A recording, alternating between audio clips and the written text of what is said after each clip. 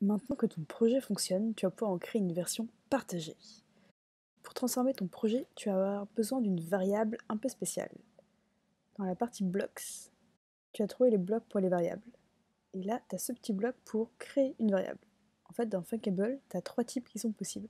Le type app, le type stored et le type cloud. Le type app, ça va être toutes les variables qui vont être stockées sur l'application et qui vont se réinitialiser à chaque fois que tu rouvriras ton application. La variable stored, elle va être stockée sur ton téléphone, et du coup, quand tu fermeras et que tu rouvriras ton application, elle gardera la valeur qu'elle avait à la fois d'avant. Le type cloud, c'est celui qui va nous intéresser. C'est du coup celui qui va nous permettre de créer des variables qui sont partagées, qui sont communes à tous les utilisateurs de ton application. On commence par créer une variable cloud et on lui donne un nom.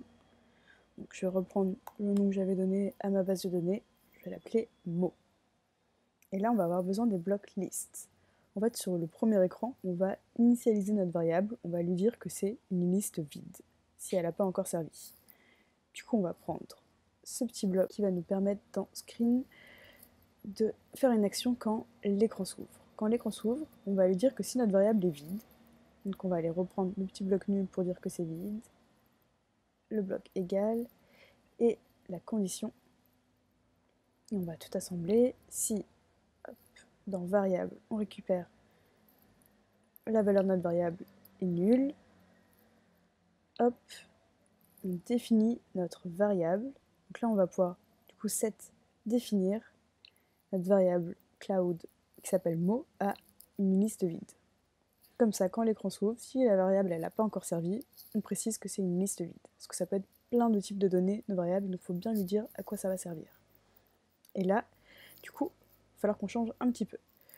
Là, on ne va pas afficher du coup une valeur aléatoire de notre liste qu'on avait créée avant. On peut jeter ce bloc, on n'en a plus besoin. On va afficher une variable aléatoire de notre liste, cloud. Dans le screen pour afficher tout, on va encore changer ce bloc, on n'en a plus besoin. On va prendre le bloc cloud avec le nom mot. Pour ajouter, ça va être pareil. On ne va plus utiliser ce bloc. Ce qu'on va faire, c'est qu'on va aller chercher dans la partie liste le bloc pour ajouter une valeur à notre liste. On peut lui dire d'insérer dans une liste un objet, une valeur. Donc nous, notre liste, c'est toujours notre variable cloud qui s'appelle mot. Et ce qu'on veut rajouter dedans, ça va être l'input de l'utilisateur. Et on peut lui redire de retourner sur le screen pour tout afficher comme on avait fait. Hop.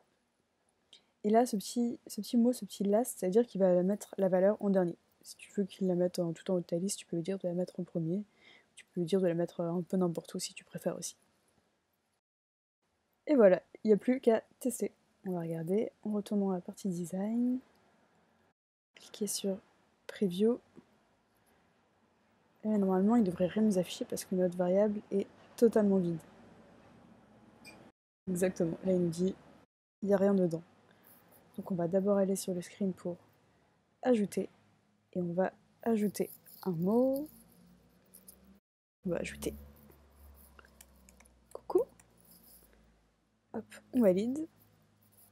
J'ai bien coucou qui est dans ma variable. Si je retourne sur mon premier écran pour afficher, normalement quand je vais appuyer sur le bouton, il va m'afficher coucou. Et voilà, tu as maintenant transformé ton application en une application partagée. Tous tes utilisateurs vont pouvoir ajouter des éléments à ta liste et tous les utilisateurs vont pouvoir voir tous ces éléments.